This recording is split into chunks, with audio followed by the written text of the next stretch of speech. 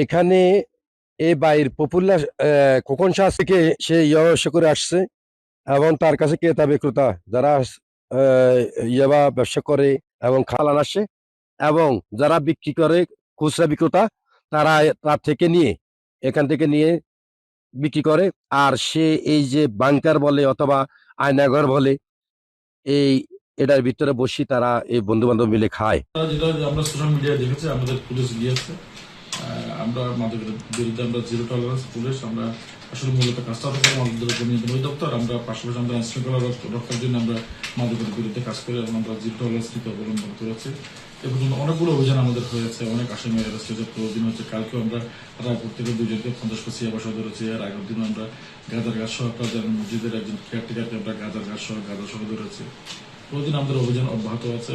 আমরা কুষ্টিয়া থানা ফাঁড়িখান তদন্ত এলাকায় আমাদের এই অভিযান অব্যাহত আছে। আমরা বারবার করে লোকজনকে সচেতন হওয়ার জন্য আমরা বিট পুলিশের মাধ্যমে লোকজনকে সচেতন করার চেষ্টা করছি। আমরা মসজিদে ইমামদেরকে সচেতন করার চেষ্টা করছি, তাদের মাধ্যমে লোকজনকে জানার চেষ্টা করছি, যাতে তাদের এলাকার মধ্যে কেউ যদি এদের মাদক ব্যবসা করে থেকে মাদক গ্রহণ করে থাকে তাদের ব্যাপারে আমাদের তথ্য অবশ্যই আমরা অ্যাকশনে যাবো।